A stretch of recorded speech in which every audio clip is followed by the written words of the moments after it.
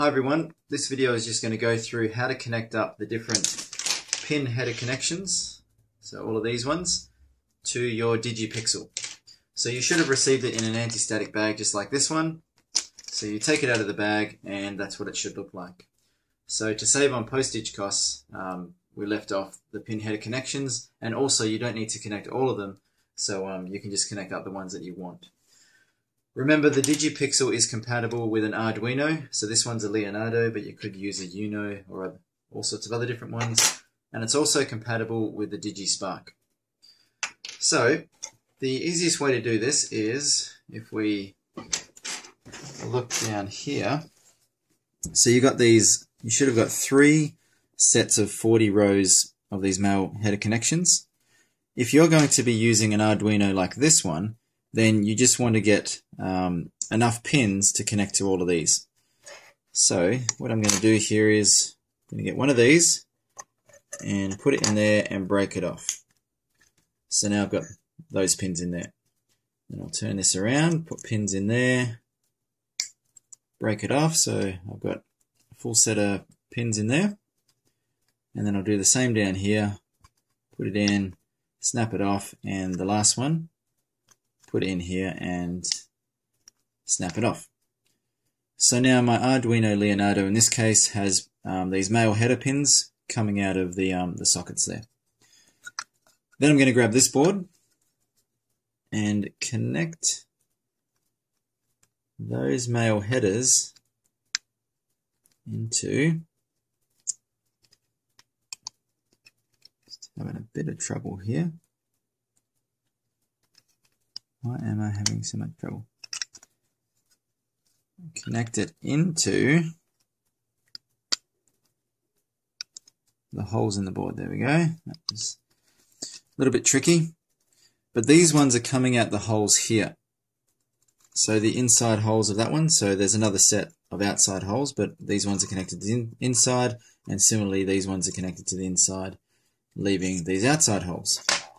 So that there is going to take care of connecting the DigiPixel to an Arduino. And that's all the connections that you need if all you want to do is connect it to the Arduino and start to program some games. You'll notice there's a whole heap of unconnected pins. So I haven't connected any of these. I haven't connected any of these ones up here or here. I haven't connected these ones for the battery, and I haven't connected these all the way up the top there, which is fine because you don't need those. So, if you don't know much about soldering, what you're going to need is some solder. So you can get, in this case I've got a 200 gram roll. You don't need 200 grams, you can just get really tiny rolls if all you need to solder is this. And in this case, I've just got a really cheap soldering iron that costs about $10. And this one is a 25 watt soldering iron. So all I'm going to do here is nice and simple. I'm going to put the soldering iron on the pad and the pin coming through. That will heat it up a bit, and then I put the solder in, and the solder will melt to wherever it's hot, which is the pad. So there we go. The solder has flowed onto that one. Now I'll just tilt this up a bit. Try and get that light off it a tiny bit. There we go. So then you just keep going along like that. So solder that one on and keep going along. Doesn't need to be anything real fancy.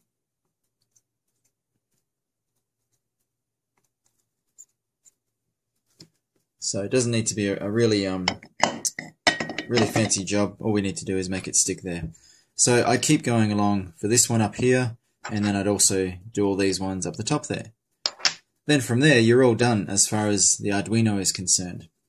Now, I did have requests from people to, because this actually only needs 5 digital pins from the Arduino, we've got all these extra pins that are basically unused.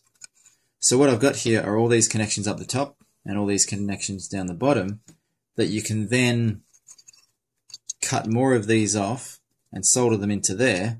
And then you can connect extra wires and things to these for those who want to experiment with interfacing the DigiPixel to some other circuitry. Up the top left hand corner up here, I've got access to all of the electrical connections of these buttons.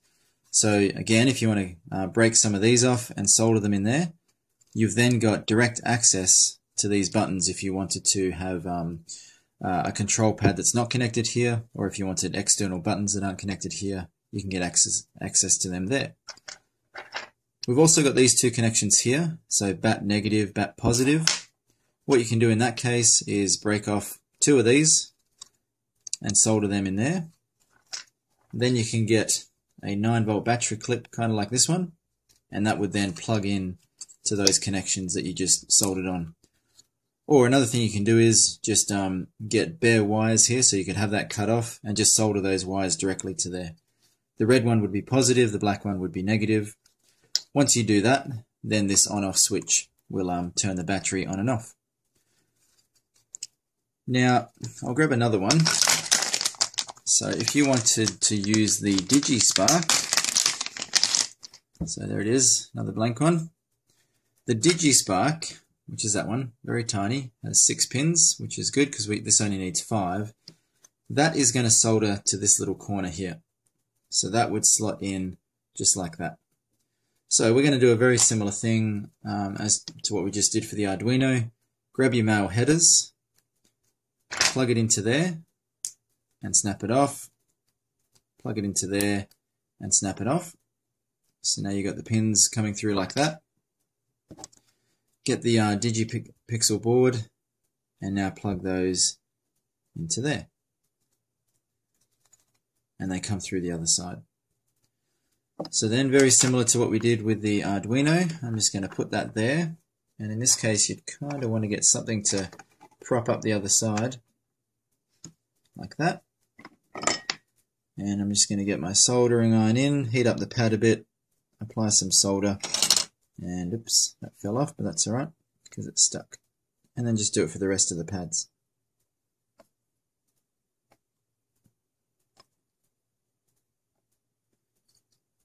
Like that, and I'll finish this one off.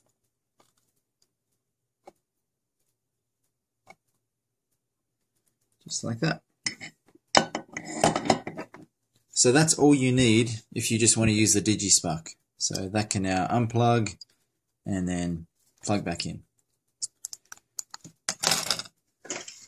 Now, just one other thing is, here's another one that I prepared earlier. This has got every single connection plugged into it. So it's got the DigiSpark connections plus the extended connections for the DigiSpark. So if you wanted to still gain access to other pins, you can do it there. I've got all the Arduino pins up here and down here, and then I've got access to those extra pins below those ones and above these ones. I've got the battery connector there, and I've also got the connector to get access to all the buttons. So you can actually do that if you'd like. So I'm going to take all this out of the Arduino and plug that into here, just like that. Or I can take that out, get the DigiSpark, plug that in, and so it works just like that as well. Now, I guess one last thing to bring up here is you all should have gotten one of these cables. This is the I2C cable, or the I2C cable. So this is if you want to play multiplayer.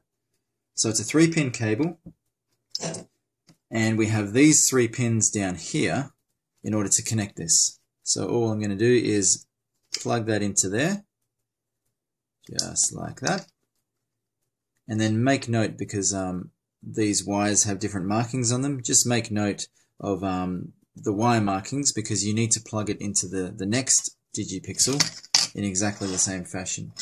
So I didn't solder any connections here, but I just need to make sure that this little one, which has little X's on it, it almost looks like, those little X's need to plug into this one just the same, like that, and then you can start to play the multiplayer games.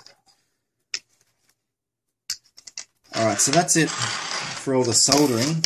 One last thing I wanted to show you was these buttons. I'm not sure exactly how long they last, so just in case I gave you all 6 spare buttons, so just like these ones.